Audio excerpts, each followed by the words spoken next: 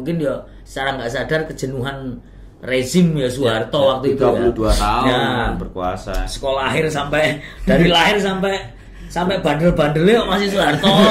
Kok nggak ganti-ganti? Sampai sekarang kalau ada tetangga namanya Soeharto tak musuhin. Enggak. Strategi pengorganisasian pemetaan itu selalu cari warga yang paling miskin, deketi dia dan dengarkan, karena orang miskin itu di dalam kampung nggak pernah punya kesempatan untuk mengutarakan. Karena di kampung itu kan bukan apa yang diomongin tapi siapa yang ngomong, apalagi Jawa Timur nggak peduli S2 S1 udah naik haji berapa kali, apalagi Madura. Kowe mau S3 dateng pinter kok naik haji berapa kali. Kan ono slogannya gini Mas, apa lagu ini nggak penting, sing penting penyanyi ini. Barang lah. Ya, tak ngerti aku itu ya. Bukan aku ya. Selamat datang teman-teman semua. Kembali lagi di Tongkrongan Mampang. Suara timpang dari Mampang. Kali ini kita akan ngobrol bersama salah satu bintang tamu keren kita, gestar nih ceritanya. Mas Dodo Prabangsa. Dodok Jogja. Dodok Jogja aja. Mas Dodok Jogja. Dodok Jogja ya, branding baru nih. Aku sekarang jadi bingung nih Mas, karena banyak banget multi talenta gitu Mas Dodo ini. Salah satu guru juga, teman juga, kawan akrab di Yogyakarta dulu. Mas Dodo, tapi kembali lagi kalau boleh cerita perjalanan gitu. Mas Dodo kan panjang banget perjalanan 30 episode ini. 30 episode bisa nggak selesai. Tapi mungkin bisa dipersingkat. Sebelumnya Mas Dodo sehat tapi ini Mas ya? Pasti sehat ya. Matur nuwun, ini wali keren ya. Tapi ini bukan tim ses loh. Ini pang. Iya, musim pemilu ini Mas. Iya bahaya ya. Tapi kaosnya boleh itu ditunjukin Mas. Ya, jangan golput. Jangan golput. Mas Dodo, kita dulu saling mengenal. Kalau Mas Dodo ini selain kita minta taren itu apa sih, konsultasi, diskusi lah, ngobrol gitu misalnya, karena kenalnya dulu. Taren itu bahasa Latin. Karena kenalnya dulu bareng-bareng gitu.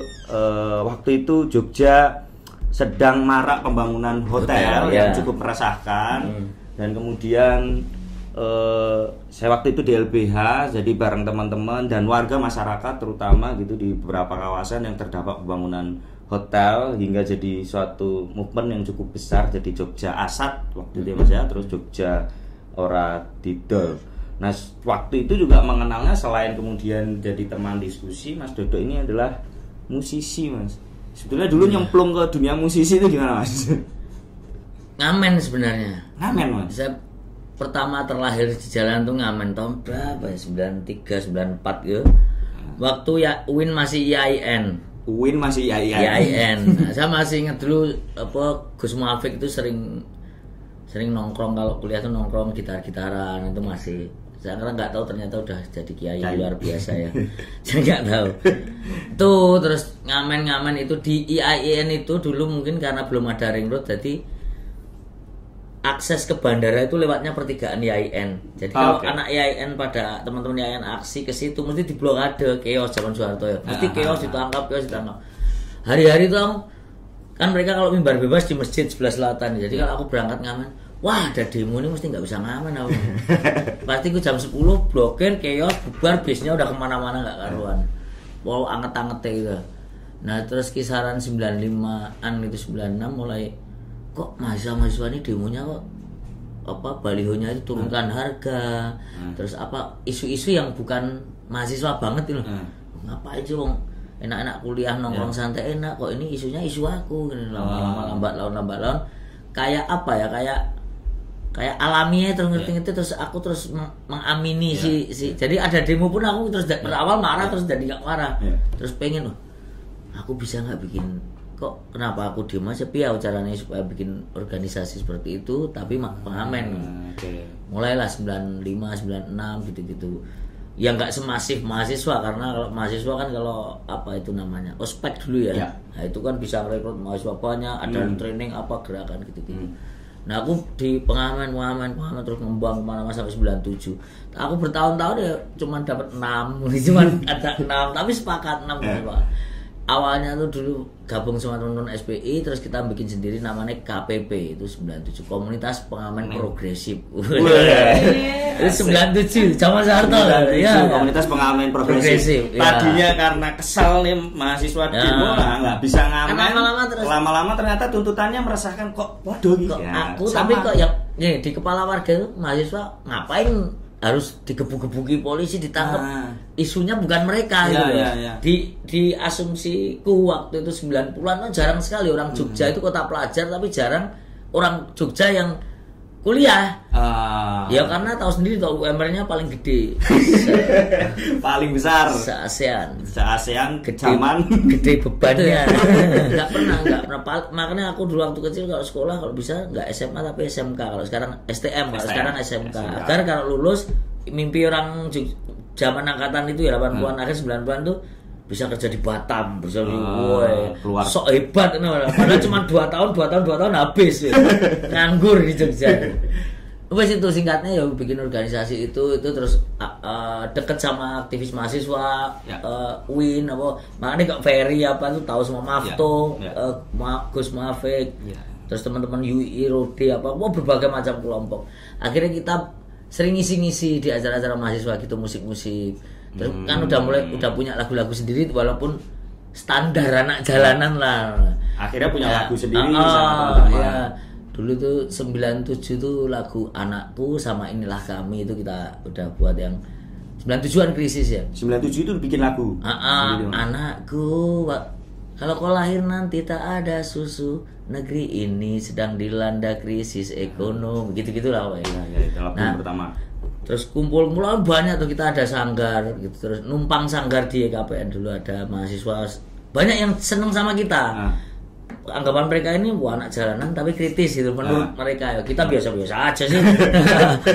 Karena yang kita nyanyikan toh juga walaupun lagu orang tapi lagu Kusplus Iwan Fals yang kritik sosial ya. Dul Sumbang yang zaman lamaran gitu. Itu yang udah sejalan sih. Mungkin dia secara nggak sadar kejenuhan rezim ya Soeharto waktu itu ya. 32 tahun berkuasa. Sekolah akhir sampai dari lahir sampai bandel-bandelnya masih Soeharto. Kok gak ganti-ganti. Sampai sekarang kalau ada tetangga namanya Soeharto tak musuhin. Enggak. Kalau Soeharto mau ganti ganti-gantinya. Dan itu yang membuat teman-teman akhirnya juga sering berkeliling kan? Ya, terus 97 98 kita launching. Nah, jadi wis agak banyak nih, 11 orang dulu. Kita bikin divisi. Ada divisinya tuh Mas? Kita musik ini sebagai divisi alat propaganda. Oke. Nah jadi kita ngikuti karena diskusinya udah mahasiswa bikin lagunya, lirik-liriknya udah ke mahasiswaan gitu teman. Keluar lagu Wajah Bumi kayaknya Seknas Wali atau Bandung pernah pinjem pakai lagu kita namanya Wajah Bumi, itu tentang kebakaran hutan di Kalimantan. Tentang kebakaran hutan yang sengaja dibakar itu di tahun itu ya, sudah ciptain lagu kebakaran hutan. Jika hutan habis terbakar api, maukah kita bertanggung jawab pada hati nurani gitu-gitu. Itu masih relate sampai sekarang. Nah, masih sangat. Itu launching difasilitasi teman, dibantu lah teman-teman di KPNDes, launching kita gede. Terus kita mulai mikir recording. Nah, waktu itu recordingnya pakai kalau ada yang tahu ya nggak tahu, tahu. Ada dulu recorder wartawan tuh buatnya recorder segini. Iki cukup cuman kaset satu loh. Kaset. Kenapa kok misu gede? Kenapa kok? Jadi nanti kalau habis dibalik, habis ditimpa, nanti disetel sama kita rekam, terus kita gandain, kita sebar. Jadi hand to hand gitu bisa sampai. Jadi orang-orang di kan Jogja bisa dikatakan barometer ya untuk gerakannya. Jadi aktivis-aktivis hampir seluruh Indonesia sebelum lengsernya Soeharto tuh tahu lagu kita, tapi nggak tahu siapa yang nyanyi kan Pak. Terus kita nabung tiap minggu, kita ngamen bareng di Sunday morning. Apalah intinya kita pokoknya galang dana, terus kita recording. Bahkan penggandaan satu kaset itu 2.800, adanya cuma di Bandung. 2.800 rupiah. Untuk panjang pita yang 60, dulu ada 60 sama 90 tau VHF. Untuk berapa lagu itu? Ya 10 lagu ya. Album pertama Kamuflase itu kita gandain itu kan lumayan tuh, hampir 2.300-an habis waktu itu. Kebetulan Jogja kota pelajar, hampir seluruh Indonesia juga di sana. Sentralnya di sini. Ya. Nah terus habis itu cepet ya. Sekok itu terus ini makin gede terus bakat teman-teman masing-masing, ada yang senang kerajinan apa, terus kita buat divisi usaha dana, terus kita buat namanya KOMA, kolektivitas marginal. Kalau musiknya tadi Spur, seni perlawanan oleh rakyat. Imajinasinya filosofi Spur, karena Spur itu adalah transportasi orang miskin lah, yang membawa gerbong banyak sekali. Jadi itu yang kita imajinasikan. Kita punya mimpi dulu, misalnya kayak Slank itu punya masa Slanker banyak. Bedanya apa kita dengan Slank? Masa kita terorganisir. Nah itu yang membedakan. Nah itu yang tahu, sampai ada di titik-titik banyak gitu. Terus 2099 kita recording, setelah sekian tahun yang nyelengi 2 lagu, nabung 2 lagu, sampai 2000 kita udah keluarkan album, kita ini keluarkan. 2001 aku ada kecelakaan, kangen penjara mungkin waktu itu, terus aku sempat masuk penjara, terus keluar aku agak frustasi karena mungkin perasaan gue selama di penjara nggak ada yang, perasaan kawanku banyak sekali kok selama aku di penjara nggak ada satupun yang nengok aku. Ya wes lah, aku putus asa lah, aku pulang aku. Jadi aku orang Jogja yang menjadi gembel di Jogja. Karena aku nenekku ya dibebaskan, nenekku ya bapak ibuku kan orang mampu, tadi kontraktor, maksudnya mampu menyembunyikan kemiskinan. Kemana-mana, pindah-pindah kota-kota. Aku ikut nenekku di sini di Jogja. Di Miliran itu. Itu nenekku wes. Terus ditarik lagi bembeng. Nah, tadi itu udah ada Spur, udah ada kolektivitas marginal. Terus kita mau mengembangkan sambil tadi kelewat 99 kita pengen punya ngorganisir kampung miskin. Ngorganisir kampung miskin. Nah, berangkat di Jogja dulu dong berarti.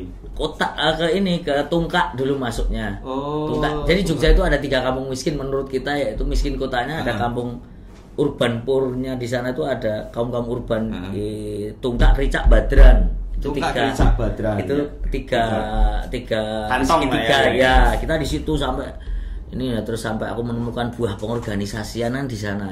Istriku kan ketemu di situ. Tapi di depan sini bukan ya, di sini ada komunitas pemulung apa, kita di situ tinggal di situ. Kita bikin dulu komunitas progresif. Nah, terus udah nih misalnya kita berdialektika masing-masing. Suatu saat kita akan ketemu. Saat 2001 aku balik, terus diambil, ayo kita saat menyatukan setelah 2 tahun kita berproses masing-masing. Karena kalau nyampur mesti ribut-ribut terus, ini orang gitar, orang musik biasa lah kayak sanggar bawa cacing. Gitarmu ribut-ribut.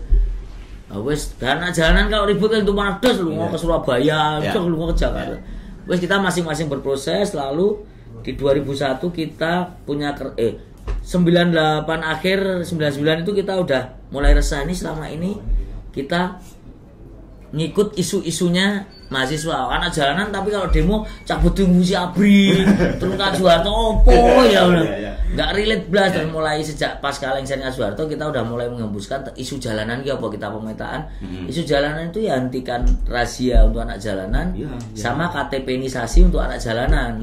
Waktu itu Direktur LBH transisinya dari Mas Budi ke Mas Sudi Subakah. Sampai 2003 itu Wahyu magang, tariannya Irsad segala itu magang itu. Nah itu kita mulai itu advokasi itu mulai itu. Karena sering banget anak jalanan ditangkapin, alasannya punya KTP. Sampai KTP itu kayak aku bilang KTP itu pas buat masuk surga, karena anak jalanan selamanya akan menjadi anak jalanan. Kalau nggak punya KTP, kita mau alih profesi tukang beca harus punya KTP. Angkringan punya KTP, bahkan kita mau ngekos untuk tinggal nggak di jalan, ngekos diminta KTP yo. Bahkan kalau mati nanti kan, makanya aku bilang KTP password masuk surga. Kalau mati, kalau aku ada tatonya salib, ini mesti Kristen lah.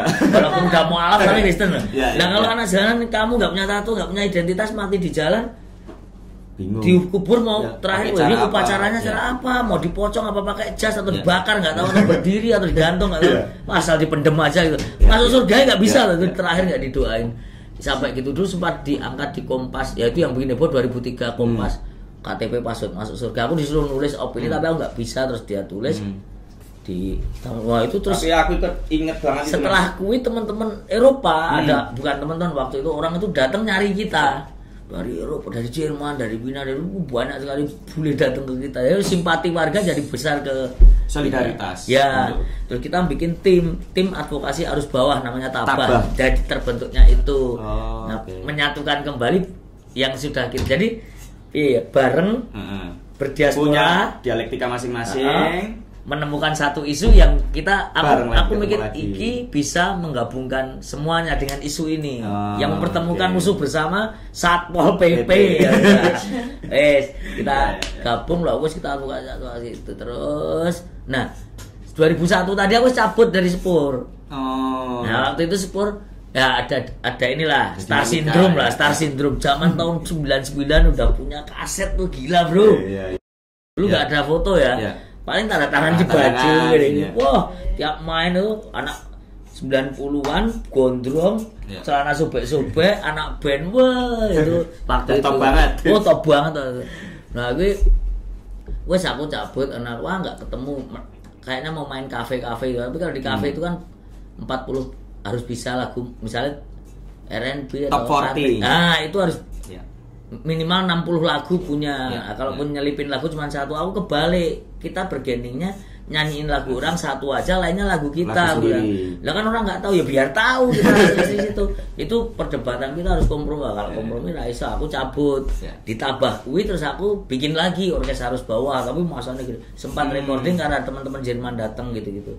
Ya pokoknya proses itu. Tapi di 2001 tadi saat muncul dengan jalanan tadi, terus ada Bu Arda Hafid dari UPC Urban Pur Consortium datang ke daerah-daerah untuk membuat uplink Urban Pur Linkit tingkat karena jaringan Asia. Waktu itu 2002 ada APD Asian People Dialog kedua di UPC ngadain kenduri air ya, motornya UPC. Nah aku terus diajak bergabung mereka mengisi subsektor jalanannya. Jadi aku pangdamnya anak jalanan lah di UPC-nya gitu dulu. Nah, selama ini kan aku ngamen organisir. Lah mulai ke Jawa Timur ke ini toh terus saat ada UPC, terus apa yang bisa untungnya aku bergabung dengan kamu? Kalau selama ini kamu gimana? Selama ini aku ngamen 2 hari, 3 hari ngorganisir, ngamen 2 hari. Ya wis kamu nggak usah ngamen, ngamennya hanya untuk interaksi, kita support. Bos langsung kita bagi, gue ke Lampung, aku ke Lampung, ke daerah sampai Medan, ke ini Jogja sampai Ngawi, Medion, Nganjuk sampai mentok Surabaya, sampai mentok Banyuwangi, sampai Bali, Gilimanuk bahkan sempat susah balik ke sini karena 2002 kita posisi di sana, temanku orang KTP Lamongan bom Bali 2, terus mau balik sini agak susah digebuki pecalang ya apalah wes ya jalanan kayak gitu ya, proses pengorganisasian jalanan itu ya kayak gitu. Terus kita munculin deklarasi anak dulu namanya GKJM, Gerakan Kaum Jalanan Merdeka Nasional. Itu yang sudah terlink itu yang aku Jawa Timur, Jogja, terus Jawa Timur tuh deklarasi 2005, terus Lampung ada Gabah dulu Gerakan Arus Bawah yang aku bangun di situ, di ada di Medan ada, terus di Jawa Tengah sampai Wonosobo, Karesidenan Banyumas sampai Purwokerto Barat sampai Banjar Patoman atau sampai Cirebon sampai Jakarta. Jawa udah agak lumayan tapi konteks jalanan betul. Jakarta yang agak susah karena terlalu banyak kantong, udah duluan ada organisasi. Kalau belum kan kita ngorganisir, kalau sudah organisasi kayak bilateral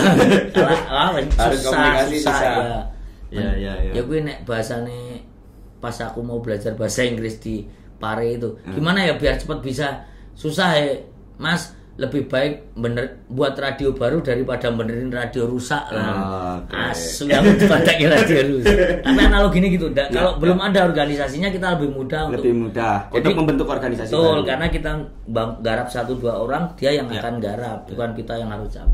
Gitu prosesnya terus sampai ke di UPC, terus akhirnya aku CEO community organizer, terus dilibatkan karena udah teruji di beberapa kota dan itu nggak datang sebentar pulang gitu kan, per bulan-bulan juga di Lampung iya nggak ada cerita nggak ada cerita datang cuma pertemuan di Lampung tahu 7 bulan, jadi pulangnya 7 bulan tuh nggak pulang ya wes 7 bulan. Tapi kalau ini dulu masih numpang rekening, pernah pakai wesel karena nggak punya rekening, nggak punya HP ada 2001 tapi punya sanggar, punya komunitas Nokia 32 SMS 350 mahal. Wes sampai Lampung sampai mana terus balik. Saat jadi sebelum ada pertemuan temuan nasional semua di Jogja gitu, kita bagi itu sebulan sebelumnya harus sudah nyebar update untuk bahkan kita punya situasi jalanan. Kita menemukan quote, kami menemukan quote. Betul. Kader pertama itu kader gagal. Kader pertama adalah kader gagal. Kenapa?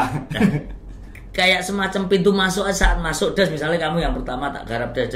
Dari kamu aku bisa masuk ke sana. Nah, ini nanti secara psikologis anak jalanan itu kalau di setauku ya, kalau kamu yang tak anggap sebagai kontak pertama terus kamu nggak ngapa-ngapain terus kamu malah ternina bubuk dengan aku yang pertama kenal dia, nggak mau kerja ke sana ya ke situnya, itu biasanya terus mutung dia tersingkir. Tapi itu sebagai pintu masuk pertama, biasanya kontak pertama itu nggak ini hanya jadi penggembira aja nih, yang kesekian yang paling sulit itu biasanya paling dapat. Ya gitu selanjutnya. Ya bedanya dengan mahasiswa kan, kalau mahasiswa nggak dapat paling yang musuhan atau enggak ini, kalau ini nggak dapat bisa berantem, bisa bacok-bacokan sektoral gitu.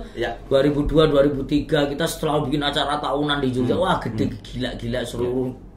Kalau jadi kita ada 30-an di Sanggar, itu bagi tugas udah kayak tentara, kamu ke mana? Wah aku ke Banyuwangi ke ini. Oke. Kamu kemana? Jadi aku punya gambaran itu, jadi sebulan mereka di sana pura-pura main nggak ada misi. Oh ternyata update-nya gini. Ya wes, terus itu nanti dia tahu, sehingga yang diutus ke sini bukan hanya itu, barang mereka nggak pakai duit, tapi seminggu sebelumnya datang biar dapat duit, dapat apa, dapat perjalanan gratis ya sampai Jogja ngumpul gitu. Dan dari titik itu yang menemukan Mas Dodo juga sampai bertahun-tahun kayaknya di Porong ya Mas ya. Dan peristiwa Lapindo itu, terus saat kontak jalanannya aku ditarik di UPC di CO Community Organize. Jadi di UPC itu ada komunitas CO banyak gitu dari kota-kota. Kalau nanti dikumpul di Seknas gitu, terus kalau ada kota yang lemah kita keroyok. Nah pertama kali dilempar itu mana? Aceh pas tsunami. Habis Aceh balik Jogja karena gempa. Ngurusi gempa Jogja sampai 2007 2008. Ya karena berdekatan itu ya, tsunami 2004, Jogja 2006 tuh. Langsung di bareng juga Porong.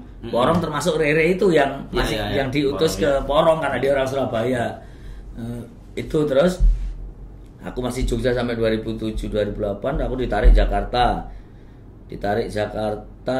sampai 2009, waktu itu membuat kontrak politik sama SBY periode kedua kalau nggak salah. Untuk yang Lapindo ya kalau nggak salah, bukan untuk kontrak politik ya. Kontrak politik aja dulu kita mempunyai metode baru kontrak politik awal-awal gitu. 2007 kita coba di Makassar menang. Pakai teori strategi. Salah satu metode perjuangan untuk memperjuangkan teman-teman gitu. Isunya bisa diwujudkan. Pendidikan politik sebenarnya karena menukar suara dengan kebijakan, bukan dengan receh gitu. Bukan dengan uang. Nah itu ya artinya, tapi perjalanannya kayak gitu terus di Lampung, terus mana yang kurang dibantu ke Lampung, terus ke Makassar, Kendari. Palu enggak lama, tapi Surabaya lama setren kali. Surabaya terakhir, habis dari situ terus Jakarta, terus kita ngeroyok Surabaya setren kali, Surabaya keroyok nggak kuat ya, munting ya. Ini kalau dalam di kota-kota gitu, kalau di UPC itu di situ bisa 2 bulan 3 bulan, pulang 2 hari 3 hari ke sana. Nah makanya kalau mau pertemuan itu kalau kita datang nggak hanya di pertemuan, karena kalau kita hanya di pertemuan eksklusif banget, karena si kontak pertama yang tak ceritain tadi pasti gagal. Kalau kita nggak backup harian, kita nggak tahu omongan dia bullshit atau nggak tahu. Semuanya lewat dia. Padahal jadi kita kalau pakai 10 step Alinsky dulu, strategi pengorganisasian, pemetaan itu selalu cari warga yang paling miskin, deketi dia dan dengarkan, karena orang miskin itu di dalam kampung nggak pernah punya kesempatan untuk mengutarakan. Karena di kampung itu kan bukan apa yang diomongin, tapi siapa yang ngomong. Apalagi Jawa Timur nggak peduli S2 S1 udah naik haji berapa kali, apalagi Madura. Kowe mau S3 dateng pinter, kowe naik haji berapa kali. Kan slogannya gini Mas, apa lagu ini nggak penting, yang penting penyanyi ini.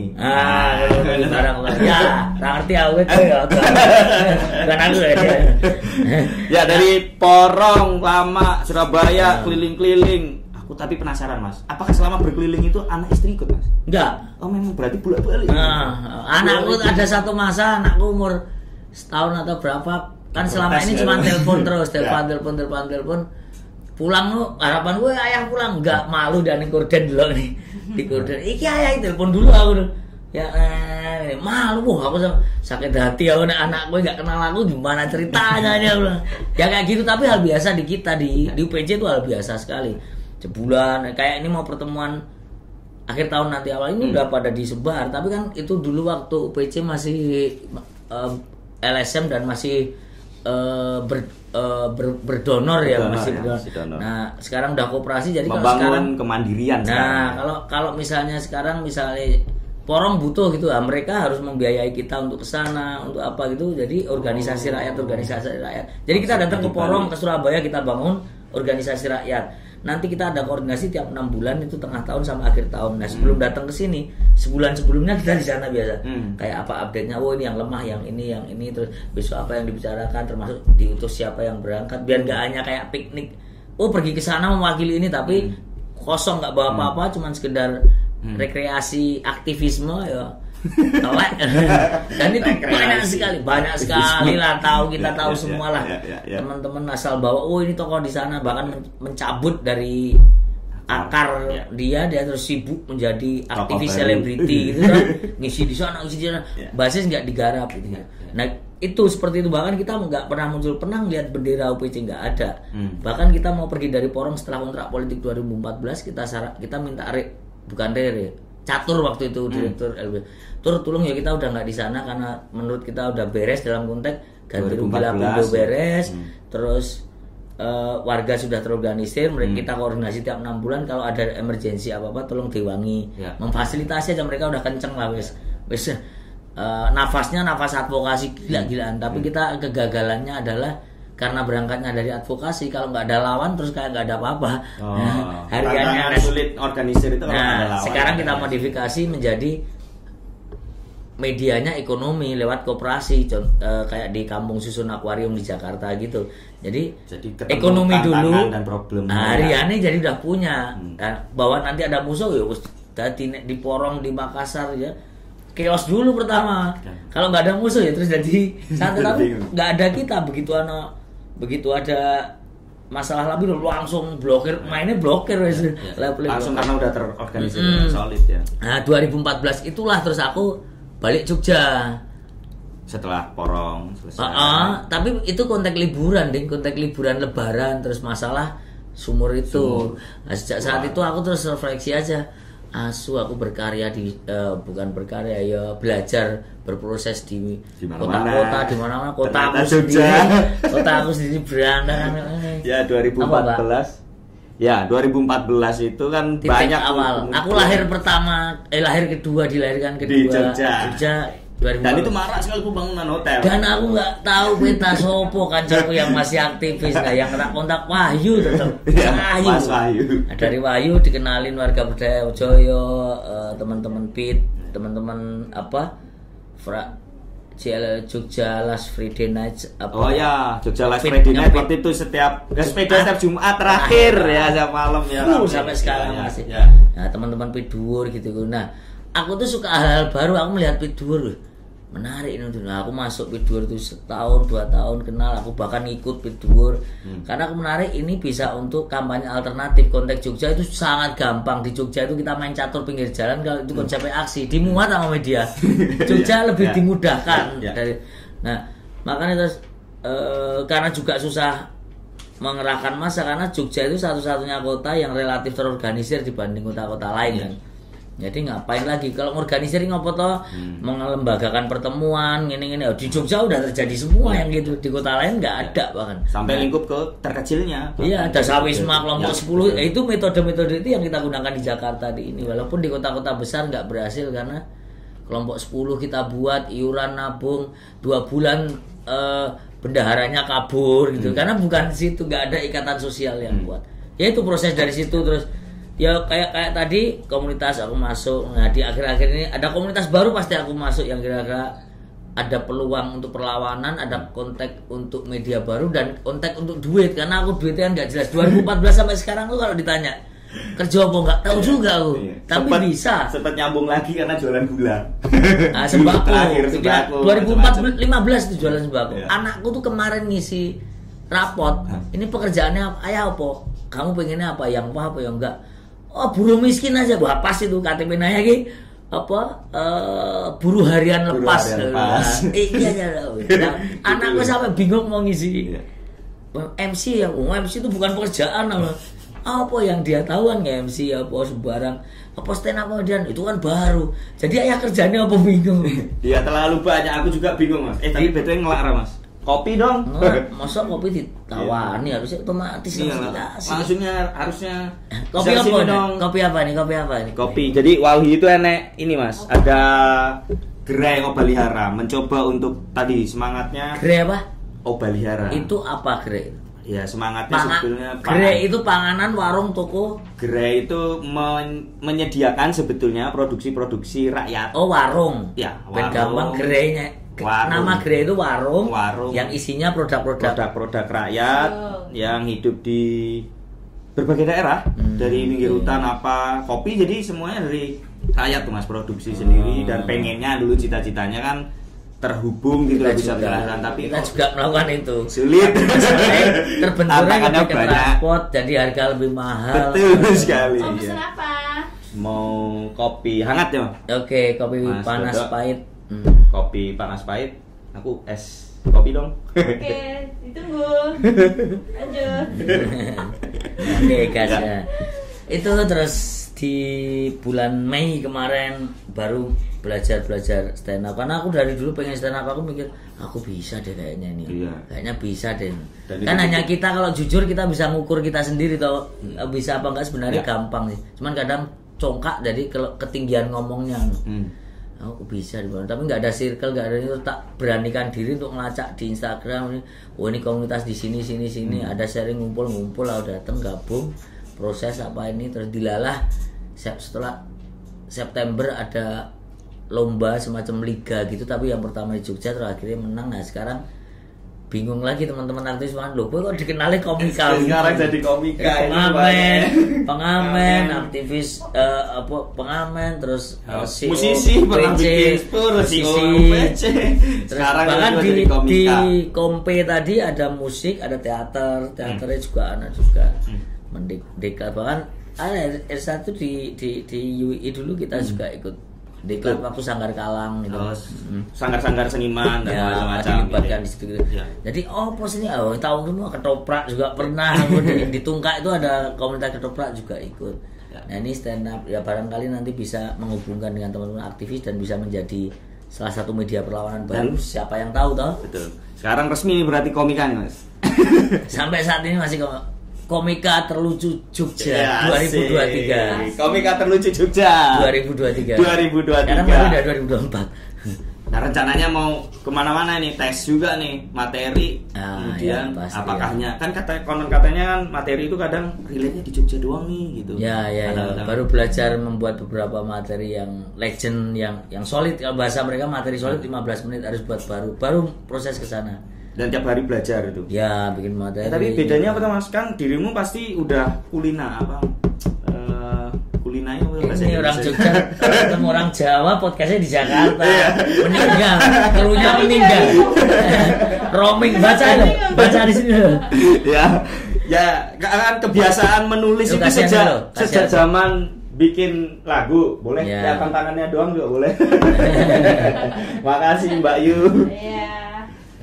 Kebiasaan menulis itu kan sejak menulis lagu mas. Nah apa bedanya nih nulis materi komika sama nulis lagu ya, misalnya?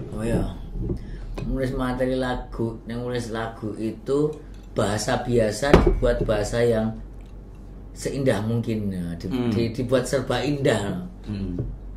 Nah misalnya bahasa biasa nanti, tapi dalam lagu bisa jadi kelak.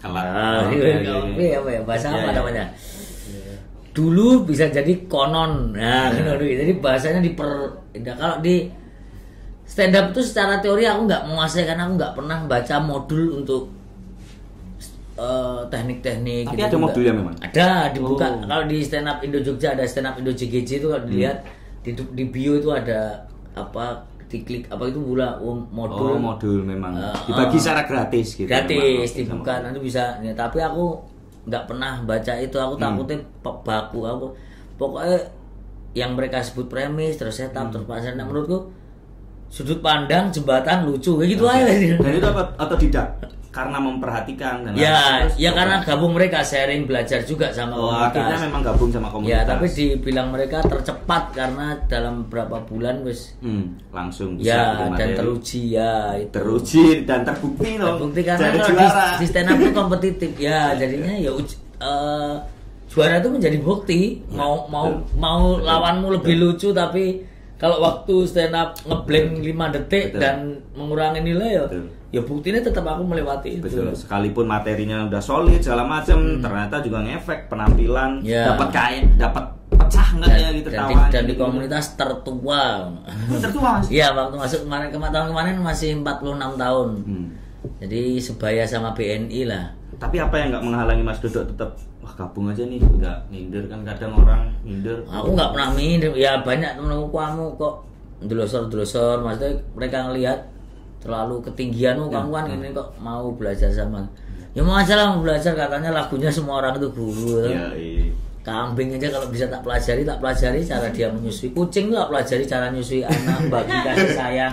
Kalau pergi digendong, kalau kira-kira dilihat manusia dipindah cari yang aman. Tahu banget tahu kucing istriku ada 11. Belajar sepanjang masa mencari ilmu dimanapun ya. Nah, itu salah satu prinsip. Dan tak aplikasikan di situ. Belajar sih kontaknya. Nah aku kontaknya belajar sih karena nggak ada yang sempurna karena kesempurnaan hanya milik Demian sempurna sih saatnya ya betul Mas.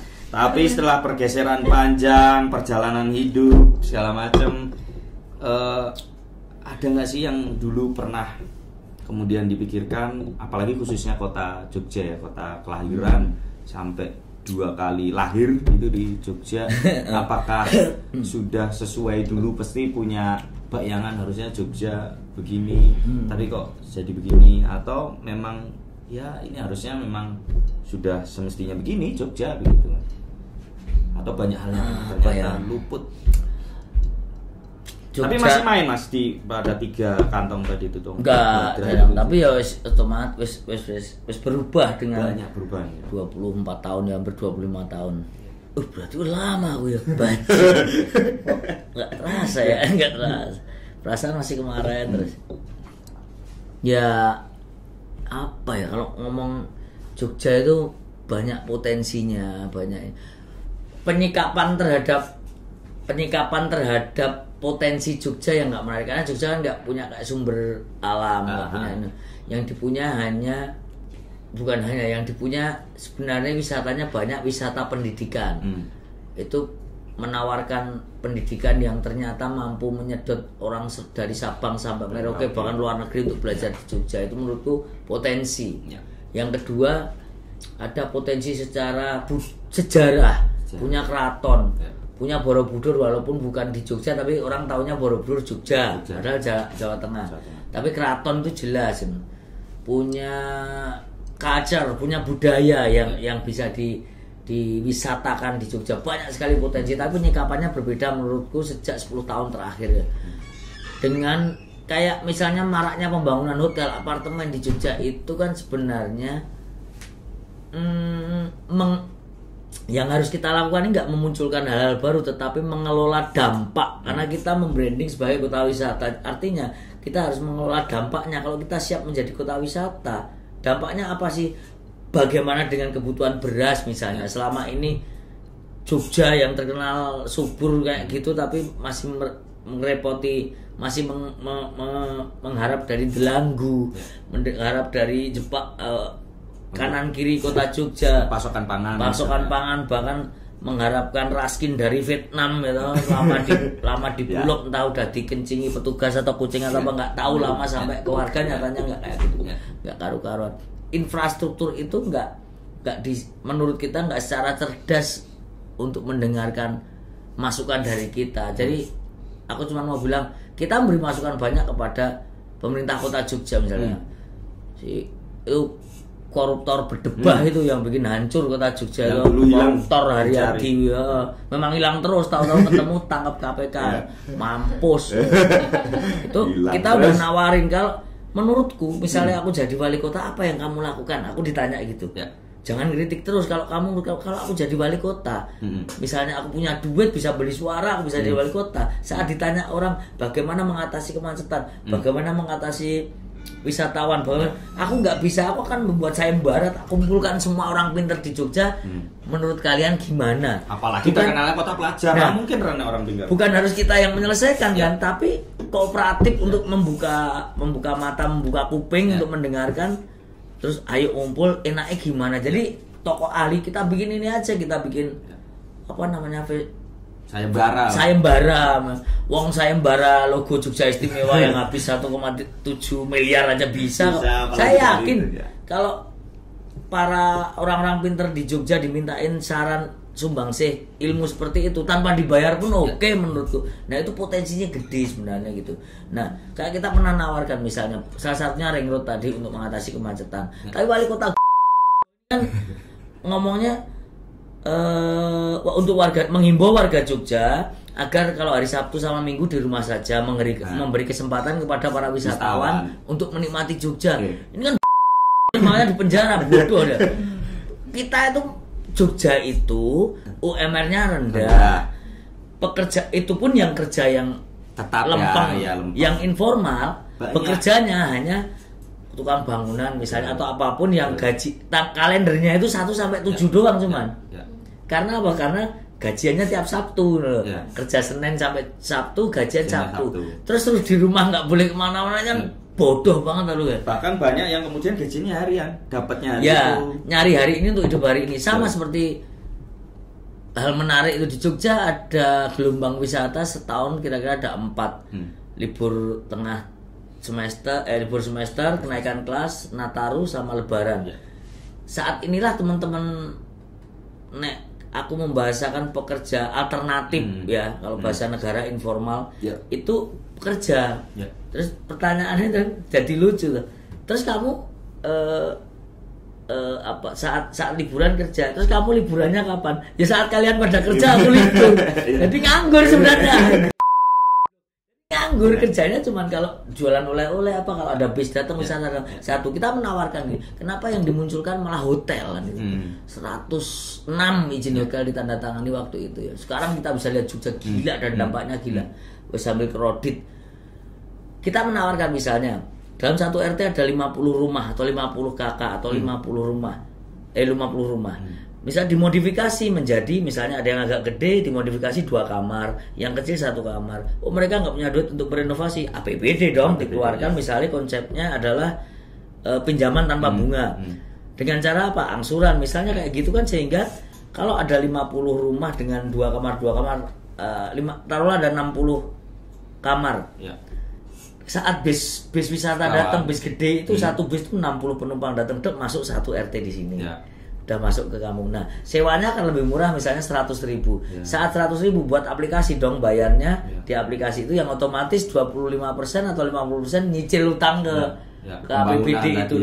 Itu akan berjalan bagus sekali karena dampak dari wisata itu kita rasa betul untuk ke ekonomi kita. Ini kan selalu bilang untuk meningkatkan PAD pendapatan asli daerah. Pertanyaannya adalah terus untuk apa itu?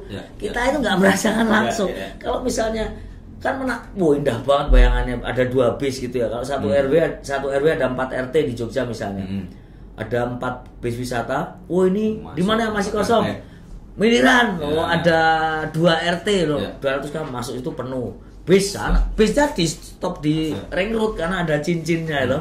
Permasalahan bagaimana akses ke ring road sampai ke dalam ya mikir lagi ngomong tentang bagaimana transportasi yang Jogja banget atau Andong digandeng 70 apa piro bisa bodo amat lah. Ya itu tugas kita bersama mikir, tugas wali kota untuk memfasilitasi itu. Jadi konotasi wali kota sebagai fasilitator itu berubah jadi diktator kan gitu. Jadi harusnya kan dia memfasilitasi, mempertemukan sesama orang-orang yang punya ide, yang punya kemampuan itu, punya orang Jogjanya kemana-mana jadi pegawai top-top, jadi orang.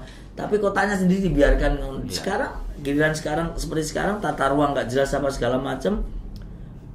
Isu pertama masalah lagi di Jogja adalah bakteri coli. Bakteri coli itu salah satunya adalah dampak karena septic tank itu dekat dengan sumur sehingga jadi bakteri coli. Nah itu karena apa? Karena tata kelola kebijakan yang nggak jelas. Misalnya aku punya rumah, septic tankku dengan sumurku berjaraknya, ini septic tank, ini sumur, jaraknya 10 meter lebih. Tapi kan sama tetangga, septic tank tetangga dekat, sumurku udah jauh nih septic tank di sana. Masih ada dong. Tetanggaku bikin septic tanknya di sini. Ya boleh, ini kayak gini nih. Ini septic tank. Sumur kita di depan tongkrongan tadi. Tapi tetangga kita di situ bikin septic tank di situ kan jadi deket juga sama tetangga. Sekarang masalahnya adalah bakteri coli itu tata kelola, artinya itu bisa dilakukan, bisa branding kampung bisa dilakukan. Masalahnya bukan kemampuan, kemauan nggak ada. Makanya ngandang sekarang 7 tahun di penjara. Wali Kota Jogja kena kasus korupsi. Nah ironisnya istrinya sekarang nyalek. Anjir, ada ya kayak gitu ya? Kok ada ya? Bisa. Tapi kayaknya jadi budaya gitu. Istrinya nyalek gitu. Suaminya tersangka. Suaminya udah narapidana. 7 tahun vonis. 7 tahun vonis, istrinya sekarang nyalek. Nyalek. Gila keren ya. Kok iso ya gitu ya? Negaramu nih. Gila.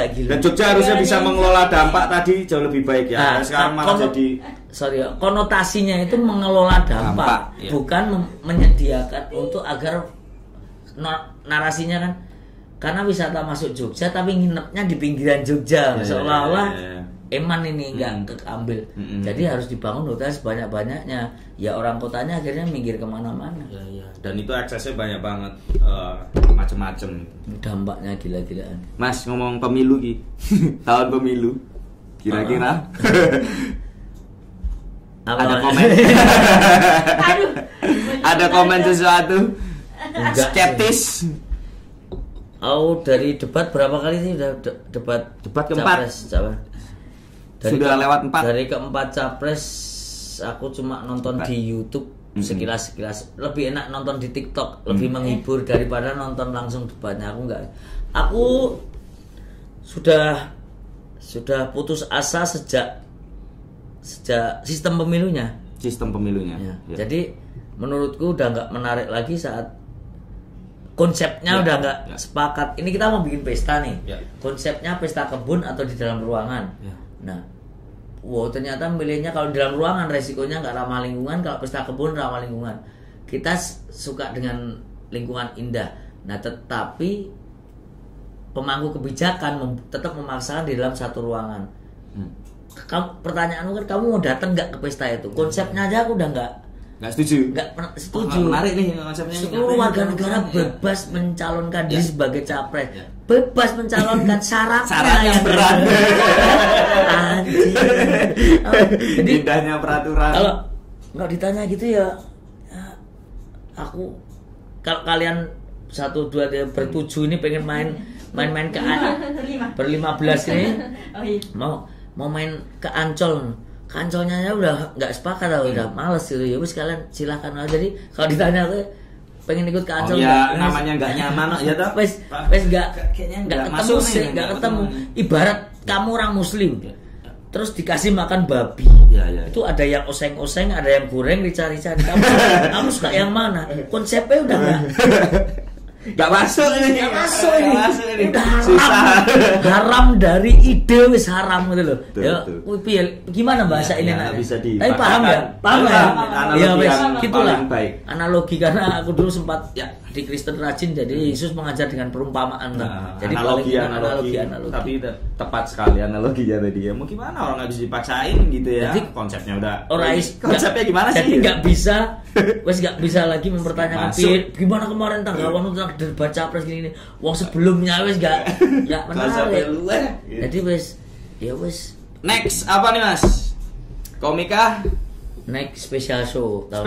Ya, tapi bareng-bareng dengan 4 finalis, rencana mau bikin itu untuk memorable. Tapi Jogja tapi atau Jogja dulu. Oke. Untuk apa namanya? CV itu apa? Portofolio. Aku pengen, karena ini kalau sendiri aku belum mampu ya, karena special show itu 1-2 jam. Jadi rencana berempat sama teman-teman finalis. Rencana. Nah, itu untuk ini aja sih, untuk penanda bahwa kita dulu angkatan pertama di Liga Tawa Istimewa Jogja itu. Nah, kita buat itu. Nah, nanti bareng-bareng sama yang 10 besar sing ini untuk ini lainnya bisa bantu panitia atau apa, tapi Korsa. Tapi untuk musisi ada rencana mau keluar album atau apa? Harusnya ya tahun ini juga, tapi meledos kepala. Kalau stand up kan cuma butuh bikin materi, kalau itu kan nyari materi betulan ya. Agak serius berubah bahasa karena bahasanya lebih berat. Untuk sementara aku nyaman di komika ini ya. Dulu. Kalau musik, kalau sport kan abadi. Besok tinggal kalau wah sport gimana kita buat konser tunggal lagi 30 tahun kan memang udah 25 tahun guys. Titik nek setahun ki apa nek dak laksa. Apa tuh? Apa setahun? Windu nek 10 tahun kan, apa namanya? Ya, Windu kan 8 bulan. Ini seperempat abad kemarin, sekarang udah seperempat abad. Sepur seperempat konser tahun kemarin tuh kan seperempat abad. Kan konser Spur seperempat abad. Ya semoga besok. Semoga jadi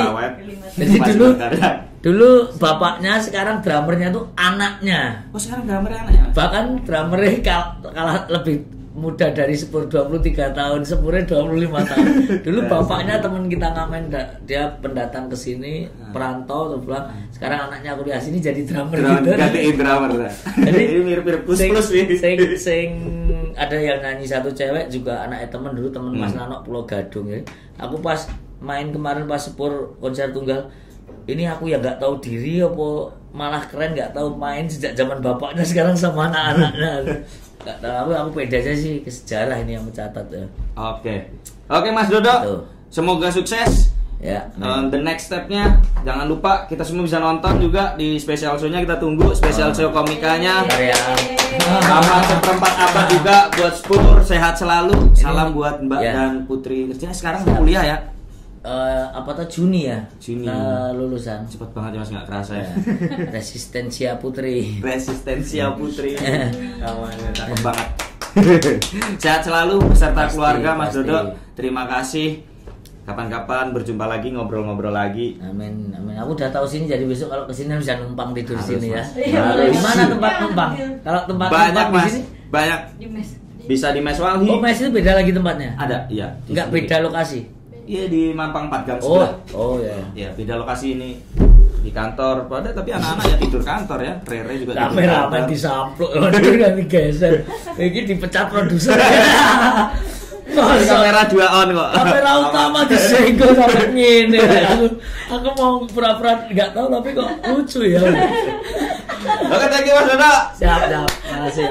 Itu lihat gimmicknya ya. Terima kasih sudah menonton sahabat Walhi.